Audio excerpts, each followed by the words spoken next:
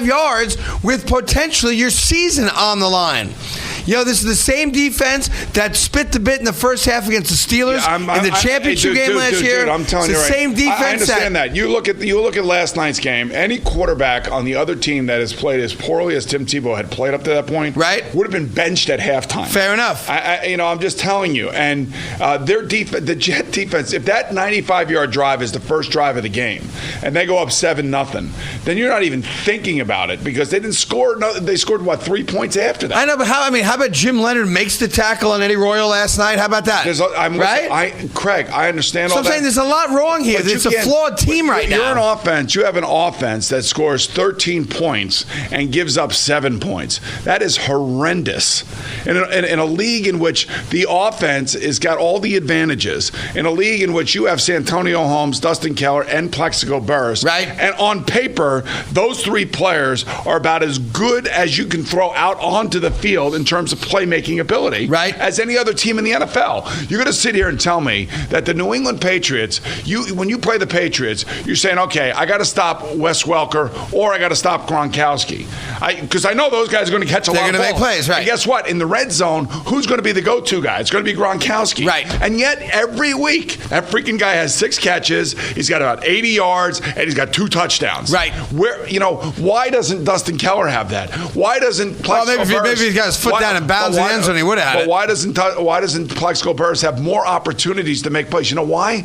Because when Mark Sanchez throws that interception, right, okay, and it goes back for a touch, I know exactly what the coaches are thinking. Oh my God! Now it's third down. We got to hand the ball off because we don't trust our quarterback. Right. There's a thing, and I always tell you this. Still threw the ball 40 times, dude. I tell you this all the time. There is a trust that a quarterback has to develop with his team, with his coaching staff. And, every time I hear Rex Ryan say the words ground and pound, it makes me sick. Right. Because that just tells me I don't believe in our quarterback and we're protecting him. And I've always said to you, I want to see Mark Sanchez, in that game against New England after the Baltimore debacle. I would have said, go out there, throw the ball 60 times, right, and throw 5 interceptions. I don't give a damn.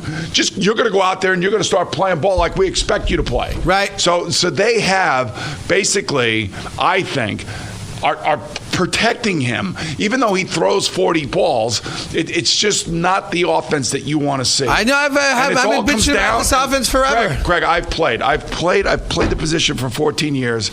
I was on really good teams that had great offense, right, and I've been on really crappy teams that don't have good offense. And I'm telling you right now, the number one reason for that, even if the ball players around you suck, is you at your position. So when I played bad, our team played bad, and I know that. And I see that in Mark Sanchez, and I hear it from him after the game. Right.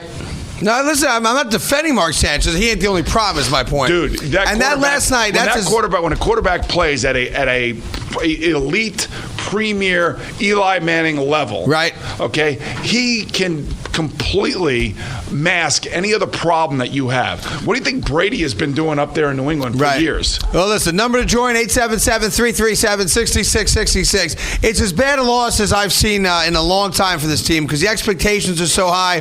I know it's short week and all the nonsense, but Tim freaking Tebow, 95 yards in 4.5 minutes to win the game, and he runs in, and once again, the only time they called an all-out blitz the entire game. They get beat. And he's going to carry the ball, and he's going to try to go to the outside. And once again, there's Eric Smith this time, comes blitzing up the field with no regard for who's going outside. I think Eddie Royal gets out of Jim Leonard's tackle. It's like, could have been a game-changing play. That play reminded me of? I think wasn't it Aaron Ross who blitzed Michael Vick? Exactly the same last deal. Year? Yep. And where's the one place you don't want to let him go? Outside. If you are an outside defender, they call it outside leverage. Keep your outside arm free. That's what I said. Have some football instincts. Right. Well, no instincts at all. And now Rex Ryan, you've nothing to say to me. Nothing. No, we're 5-5. We're still alive. Listen, you are still alive. But listen, I'm just fed up with it. Fed up with it. Dude, I told you yesterday, none of them should have gotten on the plane. Brian Schottenheimer's a joke. The quarterback stinks right now. The head coach is a joke. The whole thing stinks. And right now, your team is 10th, in trouble. 10th in the AFC in the playoff standings. Now, there obviously a lot of games have to be played still on Sunday to see where everybody's at. But right now, in the playoff standings, because they've lost 5 AFC games. Right. You got to get to 6, obviously. People know that. Right. So Denver's ahead of you. Who Tennessee's ahead of them. Buffalo's ahead of them. Everybody's ahead of them. Right. Cincinnati, Baltimore. So, think about where the Jets are now after they basically beat down the Buffalo Bills, right? Right. All right, so they're beating their chest. Okay, now we have New England and we have Denver all within a 10-day span. Right. They lost both games. Yes. And now they are 10th. Buffalo's in front of them. Come get some, Omar. And, think about this. They have lost 5 games in the conference. Right. 5 Meaning games they in the really have conference. no shot of winning a tiebreaker if it comes down to the conference record. That ain't going to happen. Now the question is they have 6 games left. 10-6 ain't getting them in. I'm telling you right now. 10-6 is not. I don't. So what you're saying to me is you have to go 6-0. In your opinion, right now, the Jets have to run the table to get in. Is that what you're saying to me right now? Yep. Run the table. A team that couldn't stop Tim Tebow from going 95 yards with their season on the line now has to go 6-0. Is that what you're saying to me? Most likely they'll win their next 3 games. Well, most likely I thought they'd win last night. Right. And they had a lead with 5.5 minutes to play. And what happened? This is what happened. Choke. That's what they did. They choked. And I don't care. You know what? I love Rex Ryan. I happen to love Mark Sanchez as well. You're all a bunch of no good choke artists that cannot be trusted. Yep. None of you. Right. Or as they say where I'm from, none of yous. You can't be trusted with a lead. And memo to Bart Scott with your 4 tackles, which was the over-under we said, right? Right. 4 tackles in the first half. Didn't have a single tackle he was credited for, at least, in the entire second half. Oh, boy. Whoa. Can't wait. Oh, can't wait. Can't wait for you to make a play, mouth. Right? Jim Leonard. You have Eddie Royal wrapped up.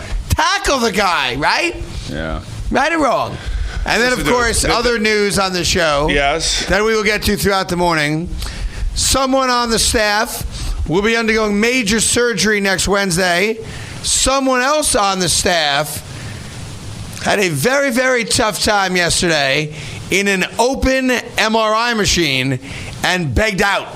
Now, I'm not going to tell you who, but there are 2 members of the Boomerang Carton staff. One major, major life-threatening surgery next Wednesday. Get ready for boomed up. And the other one, get me out of the get me out. You guys, I can tell you who, though. I don't want to give it we away. all think we know who, but have you been working on the opening, Eddie? I don't want to say anything. Oh, yes. We've got a lot of Ranger elements. Right, good. Well, listen. You got a hold of the Ranger PR staff over there? Oh, yeah. They called me immediately upon hearing the news. Gary Bettman. We'll get Gary Bettman in here. We'll break down, how the old seasons of. I don't want to say exactly who bitched out in the MRI machine and who's having major life-threatening surgery. I'd rather just live my life being hurt. That's all there is to it. I'm saying someone's having major surgery. I got hockey playoffs coming up. I don't need this. I don't need the answer to tell me what's wrong with me. Well, I'm going to help everybody out with that. That'll be coming up later this morning. We ordered 10 extra phone lines for you. Nice.